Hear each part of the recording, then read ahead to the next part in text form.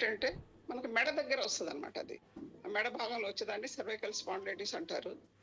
అది ఎందుకు వస్తుందంటే ఆ మెడ అంటే ఏజ్ రిలేటెడ్స్ కానీ పడిపోవటం కానీ ఏదైనా దెబ్బలు తగలటం కానీ ఇలాంటివి జరిగినప్పుడు ఆ మెడ భాగంలో ఆ జాయింట్స్ వేర్ అండ్ టేర్ అవుతాయి అనమాట. అయినప్పుడు ఈ ప్రాబ్లం వస్తుంటుంది అనమాట. ఇదే రీజన్ కాకుండా చాలా మందికి ఏంటంటే ఇది వేరే రీజన్స్ లో ఏంటంటే లాంగ్ టర్మ్. ఇప్పుడు చూడండి, ఫస్ట్ నార్మల్ హెల్దీ సర్వైకల్ ఎట్లా ఉందో చూడండి, దాని ఎఫెక్ట్ ఇలా అయిపోతుంది అనమాట, బల్జీగా. అది వచ్చిన తర్వాత అంటే కొంచెం కొన్ని రోజుల తర్వాత ఇలాగ అయిపోతుంది, మామూలుగా ఉండే దానికంటే ఈ విధంగా అయిపోద్ది అనమాట మెడ దగ్గర ఇవన్నీ కూడా. కాబట్టి మనం ఇది ఎందుకు వస్తుంది ఏంటి అనేది దీని గురించి చూసుకున్నాము.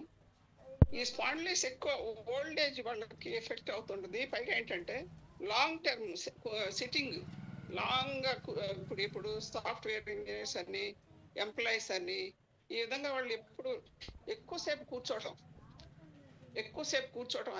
అదే పోజ్ లో కూర్చోవటం, మళ్ళీ ఎక్కువసేపు ఏ పొజిషన్ అయినా సరే లాంగ్ గా ఎక్కువ లాంగ్ టైం తీసుకొని అలా ఉండటం వలన ఈ స్పాండిలైటిస్ అనేది స్టార్ట్ అవుతుంది అనమాట.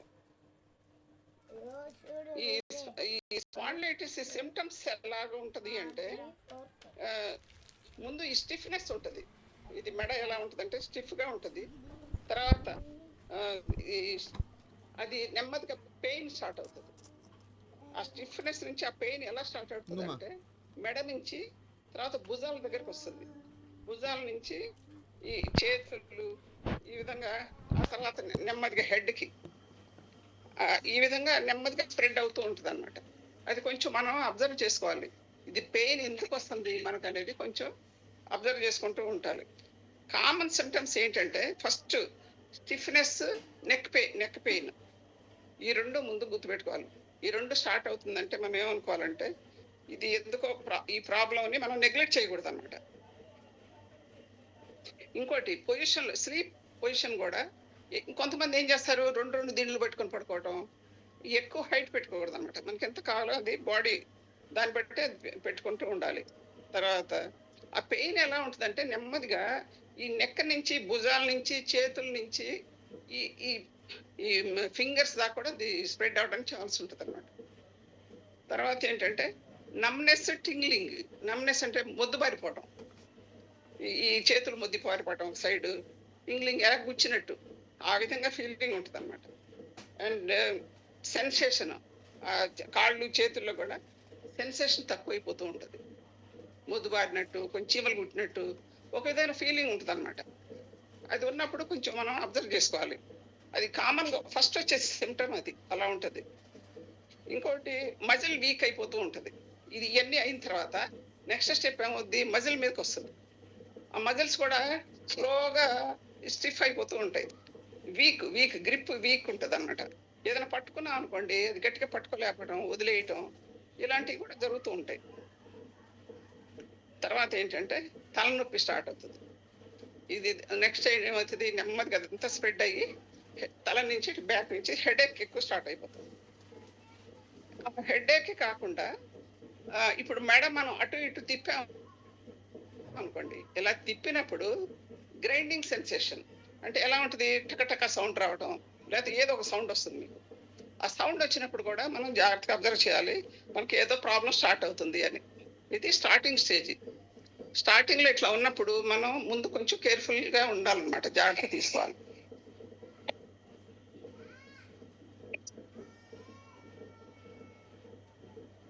తర్వాత సివియర్ సిమ్టమ్స్ ఎలా ఉంటాయి, దీని తర్వాత స్పైనల్ కార్డ్ కి ఎఫెక్ట్ అవుతూ ఉంటుంది స్టార్టింగ్.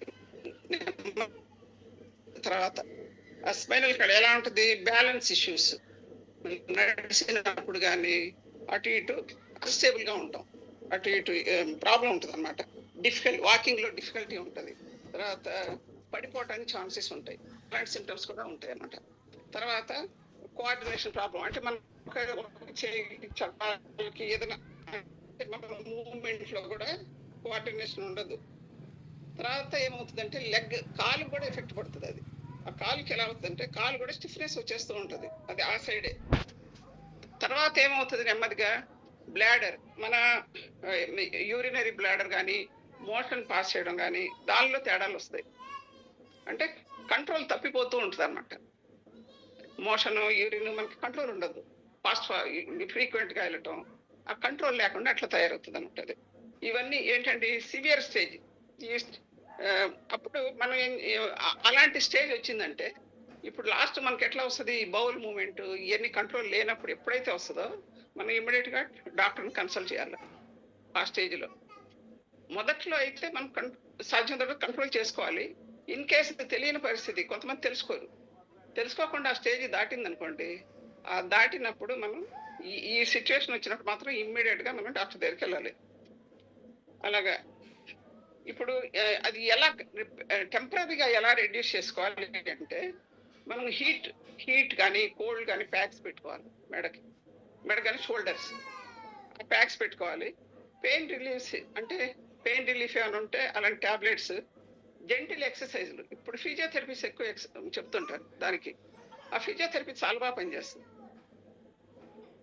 ఫిజియోథెరపీ ఒకటి, కాలర్ సపోర్ట్, మెడకి కాలర్, డాక్టర్ దగ్గరికి వెళ్తే ఆ కాలర్ సపోర్ట్ ఇస్తారు. తర్వాత ఇంకా నెక్స్ట్ ఎక్కువ ఉంటే ఏంటంటే స్టెరాయిడ్స్ స్టార్ట్ చేస్తారు. ఇంకా పెయిన్ తగ్గట్లేదు అంటే స్టెరాయిడ్స్కి వెళ్తారు. తర్వాత స్టేజ్ ఏంటంటే ఫైనల్లీ సర్జరీ. ఇంకా తప్పదు, ఇదంతా ఆగిపోయింది, ఇంకేం చేయలేము అనే స్టేజ్లో వాళ్ళు సర్జరీకి వెళ్ళిపోతారు. కాబట్టి ఇవన్నీ రాకుండానే, ఎందుకంటే ఈ ప్రాబ్లం ఉన్న వాళ్ళు చాలా మంది ఉంటారు నాకు తెలిసి. చాలా మందికి అది తెలియదు, ఎందుకు వస్తుందలే అనుకుంటారు. నాకు తెలిసి చాలా మంది సఫరర్స్ ఉంటారు ఇందులో. కాబట్టి ఈ సిమ్టమ్స్ వచ్చినప్పుడే మనం స్టార్టింగ్లోనే దాన్ని కంట్రోల్ చేసుకోగలిగితే, ఎందుకంటే నాకు వచ్చింది, నేను రిటైర్ అయ్యే ముందు స్టార్ట్ అవుతుంది అనమాట. అప్పుడు డాక్టర్ దగ్గరికి వెళ్తా అన్నారు, స్టార్టింగ్ స్టేజ్ కాబట్టి మీరు ఈ విధంగా కంట్రోల్ చేసుకోండి అని నాకు కొన్ని ఫిజియోథెరపీలు ఇవన్నీ చెప్పారు. కాబట్టి మనం ఆ విధంగా నాకు కంట్రోల్ అయిపోయింది. తర్వాత ఇప్పుడు అది మరీ ఎక్కువైంది అనుకోండి, అది బ్రెయిన్కి అవుతుంది అనమాట. బ్రెయిన్ ఎలా అవుతుంది, ఆ స్టిఫ్నెస్కి బ్రెయిన్ స్ట్రక్చర్ కూడా చేస్తూ ఉంటుంది. బ్రెయిన్ స్ట్రక్చర్ తేడా వచ్చి ఫంక్షనింగ్లో కూడా తేడా పడిపోతుంది. ఆ బ్రెయిన్ ఫంక్షన్ కూడా చాలా తేడా వస్తుంది అనమాట. బ్రెయిన్ ఫాగ్ అంటారు. ఇవన్నీ రాకుండా ఉండాలంటే మనం మొదట జాగ్రత్తగా ఉండకపోతే ఇవన్నీ తర్వాత, ఎందుకంటే ఆ నర్వ్ ప్రెస్ అవుతుంటుంది. ఆ బోన్స్ ఎప్పుడైతే ఎన్ని దగ్గరికి వస్తూ ఉంటాయి, నర్వ్స్ అందులో ప్రెస్ అయిపోయి మనకి ఈ ప్రాబ్లమ్స్ అన్నీ వస్తుంటాయి అన్నమాట. తర్వాత ఇప్పుడు ఎలా ఏమేమి అవాయిడ్ చేయాలి దీనికి అంటే, ఎక్కువ సిట్టింగ్ లాంగ్ పీరియడ్స్లో ఒకే పోస్చర్లో కూర్చోకూడదు, అదొకటి. ఇంకోటి, కొంతమంది ఏంటి వంగి పని చేసే అలవాటు ఉంటుంది, లాంగ్ టైం వంగి పని చేయకూడదు. కొంచెం గ్యాప్ ఇచ్చి లేచి తిరగాలి, కొంచెం అవాయిడ్ చేస్తూ ఉండాలి. తర్వాత ఇట్లా ముందు కొంగి తలకాయ ఇట్లా ఉంచుకొని ఎప్పుడు లాంగ్ పీరియడ్ అది కూడా ఉండకూడదు.